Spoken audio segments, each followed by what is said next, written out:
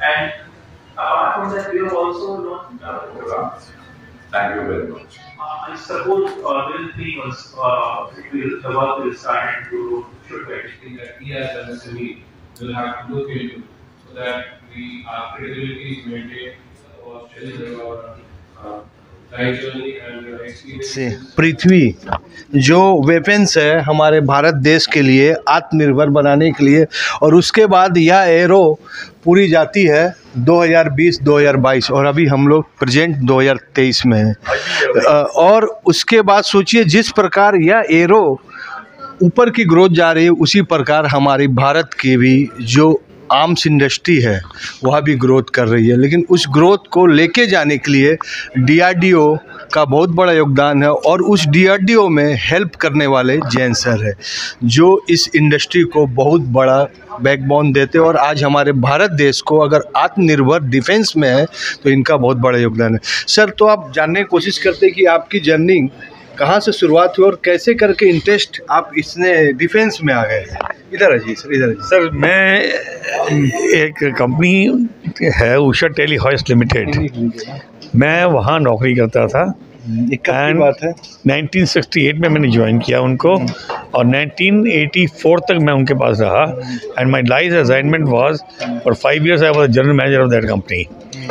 And at that time वो company जो है वो इंडिया की ऑर्गेनाइज सेक्टर में हाइड्रोलिक सिलेंडर बनाने वाली एक ही यूनिट थी, और जो 100% BML के जो अर्थमूवी इक्विपमेंट के हैं प्रोडक्ट उसके लिए हाइड्रोलिक सिलेंडर बनाती थी।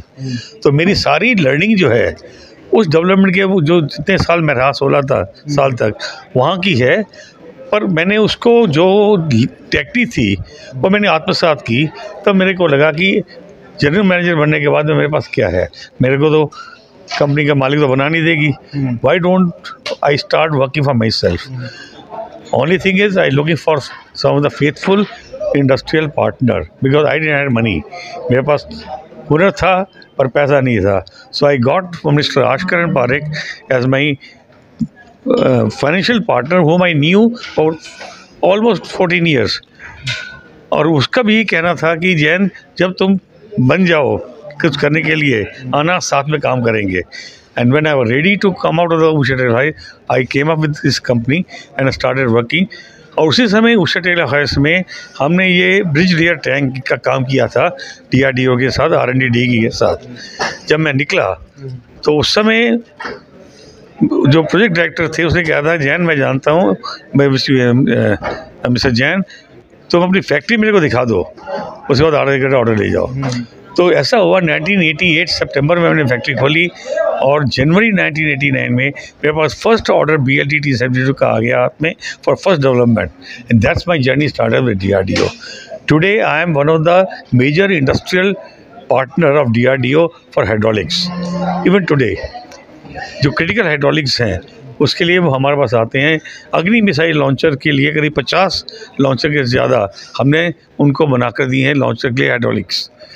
आज के दिन में इवन L&T के साथ में भी उनको पहला एक्सपोर्ट ऑर्डर मिला है with their partner Nexter of France, जिसमें एज ए इंडियन पार्टनर उन्होंने टोट गन सिस्टम बनाया था, उसमें भी हमने हाइड्रोलिक्स बनाई। आज के दिन में वो गन वो एक्सपोर्ट कर रहे हैं। आई am one of their export partner of L&T। और ये हाँ जी बहुत बड़ी बात है कि आपने उस जगह में फील्ड बनाया जो कल तक जो विदेश से आती थी। सर, तो बहुत बड़ी चीज़ हो कि वो टेक्नोलॉजी, क्योंकि सबसे बड़ी चीज़ है कि आपने कैसे सीखा कि ये सब चीज़ आप बना सकते हैं, क्योंकि टेक्नोलॉजी तो बहुत बड़ी चीज़ होती है। सर, टेक्नोलॉजी ऐसा है कि जब हम उषा टेलीहॉइस्ट में काम करते थे वहाँ पर क्या था, जो फॉरेन की ड्राइंग्स आती थी जर्मनी की, जापान की, अमेरिका की, उसी को इंडियनाइज करना होता था। तो टेक्नोलॉजी तो उन्हीं की थी पर उसको कॉन्करेंट करना, आज के दिन में उसको जो आज की टेक्नोलॉजी उसमें लाना, वो आर्ट मेरे को आता था कि आज के दिन में अगर ये चीज़ चलती है, चाहे वो मटेरियल साइंस हो चाहे वो डिज़ाइन साइंस हो, उसमें जो काम करने के लिए I used to keep myself updated by going abroad, going to the various fluid power shows in Japan, even America, even Germany also. And that was my strength of my knowledge. I never had any organized partner, industry partner or technology partner, but it is self-developed technology, but at par with the technology of the world. Sir पहले जो आप जब नहीं बनाते थे तो यही सब जो इक्विपमेंट है भारत सरकार या डीओडी या रक्षा मंत्रालय कहाँ से लेती थी?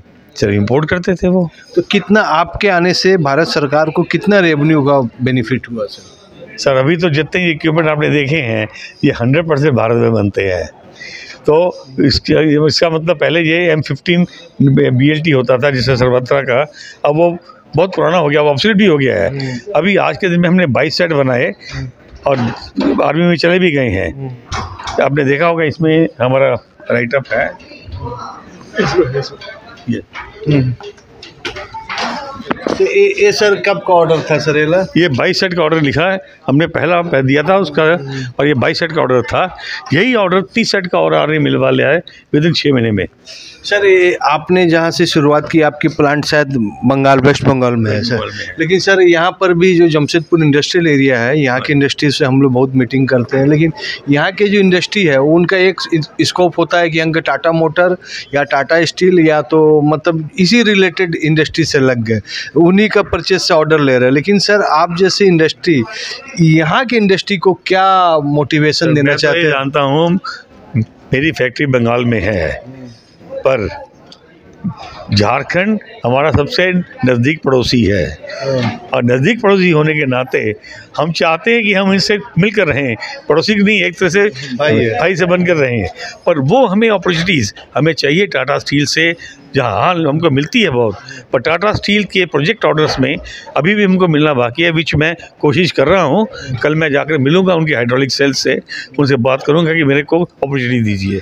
सर मैन्युफैक्चरिंग के लिए सर क्या क्या इंसेंटिव लिया जा रहा है झारखंड सरकार? मैन्युफैक्चरिंग के लिए जो हमारी झारखंड इन्वेस्टमेंट प्रमोशन पॉलिसी है 2021 की, उसमें हम लोग 25% तक इंसेंटिव देते हैं किसी भी मैन्युफैक्चरिंग पे, और उसमें से अधिकतम सीमा 25 करोड़ रुपए है, और वो जितना भी प्लांट एंड मशीनरी में इन्वेस्टमेंट होता है उसका 25% तक देते हैं, और वो रीइंबर्समेंट की शेप में। इसके अलावा बाकी अलग तरीके कई सारे इंसेंटिव दिए जाते हैं, जैसे अगर बैंक से लोन लिया है तो हम इंटरेस्ट को सबवेंशन देते हैं, अगर कहीं क्वालिटी सर्टिफिकेशन ले लिया है तो उसमें 10 लाख रुपये देते हैं, कहीं अगर किसी ने पेटेंट ले लिया है तो उसमें हम अलग से इंसेंटिव देते हैं, कहीं लैंड रजिस्ट्रेशन करा लिया है और इसकी स्टैम्प ड्यूटी की है तो उसको हम रीइंबर्समेंट कर देते हैं। तो अलग अलग तरीके के इंसेंटिव GIPP में है। इसके अलावा बाकी अलग अलग पॉलिसीज़ हैं हमारी, जैसे हमारी टेक्सटाइल पॉलिसी है, उसमें हम 50 करोड़ रुपए तक का इंसेंटिव देते हैं।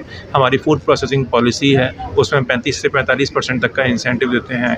अलग इथेनॉल प्रोडक्शन पॉलिसी में हम 30 करोड़ रुपए तक का इंसेंटिव देते हैं। अभी हमने नई हमारी इलेक्ट्रिक व्हीकल पॉलिसी है 2022 की, उसमें हम लोग 30 करोड़ रुपए तक का इन्वेस्टमेंट दे रहे हैं, और बाकी आने वाली पॉलिसीज़ में भी अलग अलग तरीके के सर ग्रीन एनर्जी में क्या क्या, सोलर में? जी, ग्रीन एनर्जी में जो है वो जस्ट ट्रांजिशन करके एक टास्क फोर्स बना दी गई है राज्य सरकार के द्वारा, और वो टास्क फोर्स जो है वो जो हमारा गोल है स्टेट का और जो कंट्री का, उस पर काम कर रहे हैं। अलग अलग तरीके के स्टेक होल्डर से बात हो रही है, अलग अलग तरीके से काम हो रहा है। उद्योग विभाग ही अपना उसमें जितना प्रयास है वो कर रहा है, और इसी को ध्यान में रखते हुए जो हमारी पॉलिसी है GIPP 2021, उसमें हम लोगों ने अगर कोई एनवायरमेंटल फ्रेंडली अगर कोई मशीनरी लगाता है या pollution related, control related equipment लगाते हैं, तो उसमें भी हम लोग इंसेंटिव का 10% वेटेज उस पर देते हैं। और बाकी जैसे हमने कहा कि इथेनॉल प्रोडक्शन पॉलिसी ले आए, वो इसीलिए लेकर आए जिससे कि इथेनॉल का प्रोडक्शन बढ़े और जो पेट्रोल और जो फॉसिल फ्यूल से जो पॉल्यूशन होता है वो कम हो। इलेक्ट्रिक व्हीकल की पॉलिसी हम इसीलिए लेकर आए जिससे कि ये हो। और उद्योग विभाग के अलावा जो बाकी विभाग हैं, जैसे एनर्जी डिपार्टमेंट ने सोलर पॉलिसी लेकर आ गए हैं, तो ये सारे इनिशिएटिव जो हैं वो ग्रीन एनर्जी आज के कॉन्क्लेव में भी जो स्पीकर्स ने बताया, 2 चीज़ में उन्होंने फोकस किया। एक मैन्युफैक्चरिंग या मेगा ट्रेंड्स करके जो बोला, 3 चीज़ में सस्टेनेबिलिटी, देन टेक्नोलॉजी वो भी सस्टेनेबल टेक्नोलॉजी, इलेक्ट्रिक व्हीकल्स या सोलर एनर्जी के ऊपर, और तीसरा चीज़ उन्होंने बताया कि इंडस्ट्री 4 के बारे में। ये तीनों चीज़ों में ना इंडिया पहले से बहुत आगे है, एंड सो गवर्नमेंट का जो सपोर्ट है ये मेक इन इंडिया, और बाकी के जो सुधार गवर्नमेंट लेके आ रही है उसके वजह से ऐसे जो बहुत सारी कंपनियां ना अपने देश में मैन्युफैक्चरिंग के लिए आ रही है। एंड सो ईस्टर्न रीजन वो भी अपने प्रदेश में जो पहले से जो कुछ रिसोर्सेस है उसके वजह से इधर बहुत स्कोप है। एंड उसी के डायरेक्शन में ये पहला स्टेप लिया गया है, ये कॉन्क्लेव इधर जमशेदपुर में अरेंज करके। तो कैसा मतलब क्या देख रहे हैं? और खासतौर से वही बात कर रहे थे, अच्छा ग्रोथ चल रहा है टुवर्ड्स दिस और यही आगे चालू रहेगा। सर, जो इलेक्ट्रिकल व्हीकल है उसमें टाटा मोटर कितना अभी ध्यान दे रही है और क्या क्या मॉडल ला रही है इलेक्ट्रिक हेवी व्हीकल? अभी बस तो हमारा ही इलेक्ट्रिक बसेस है, अभी एस इलेक्ट्रिक व्हीकल में लॉन्च किया है। यही डेवलपमेंट ट्रकों के लिए भी चालू है। मैं दिनेश श्रीवास्तव, आप देख रहे हैं आपका अपना एडी लाइफ। CII का एक मैन्युफैक्चरिंग कॉन्क्लेव था और किस प्रकार मैन्युफैक्चरिंग इंडस्ट्री को ग्रोथ किया जाए, किस प्रकार मैन्युफैक्चरिंग इंडस्ट्री ग्लोबल वो स्टैंड कर सके, इसके लिए बहुत बड़ा यह क्लास था। लेकिन सबसे पहले इसी क्रम में हम जिस कंपनी के पीछे हैं वह है ऑस्कर इक्विपमेंट प्राइवेट लिमिटेड। यह भारत सरकार की डिफेंस, चाहे एयरफोर्स हो, चाहे नेवी हो और चाहे थल सेना हो, उनको कुछ सप्लायर देती है और उसके MD आज हमारे साथ हैं और उनसे हम बात करते हैं। हमारी कंपनी का नाम है ऑस्कर इक्विपमेंट्स प्राइवेट लिमिटेड। हम हाइड्रोलिक सिलेंडर्स और उसके सिस्टम्स बनाते हैं। DRDO, डिफेंस और स्टील सेक्टर में हम सब जगह दे रहे हैं। सब बड़े कस्टमर्स हमारे हैं, सेल यूनिट्स, टाटा, जिंदल, SR, ये सारे हमारे कस्टमर्स हैं। DRDO में L&T, टाटा, BML, इन सब को हम देते हैं। DRDO को भी डायरेक्ट देते हैं थ्रू DRDO एजेंसीज, अलग अलग सिस्टम्स। सर, ये कंपनी की शुरुआत किसी ने किया था? कैसे करके कंपनी इतनी ग्रोथ की? कंपनी की शुरुआत मेरे पिताजी श्री विजय प्रकाश जैन ने की थी सन 1988 में। स्टार्टिंग से DRDO के साथ जुड़े थे और काम हमारा मिलता गया, बढ़ते गए। सर, उस समय आपकी क्या उम्र थी जब पिताजी DRDO में यह सब काम कर रहे थे? मैं तब 6 साल 7 साल का हूँगा।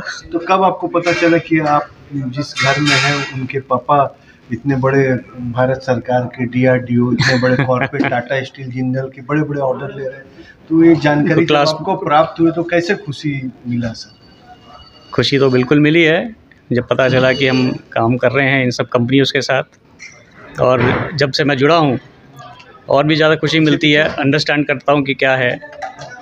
सर, पापा का क्या चीज़ अच्छा है जो सभी को बताने की ज़रूरत है कि इंडस्ट्री चलाना तो सब चला सकते हैं, लेकिन इंडस्ट्री के साथ देश की सेवा और देश को वह रेवेन्यू बचाया है और भारत को डिफेंस सेक्टर में आत्मनिर्भर कर देना यह बहुत बड़ा चैलेंजिंग काम है, आसानी से नहीं हो सकता। तो यह नॉलेज पूरे विश्व को और हमारे जनता को दीजिए कि वह समझे कि इतने महापुरुष कितने मेहनत करते हैं। बिल्कुल जी, खुद पे बिलीव कि हाँ कर सकते हैं।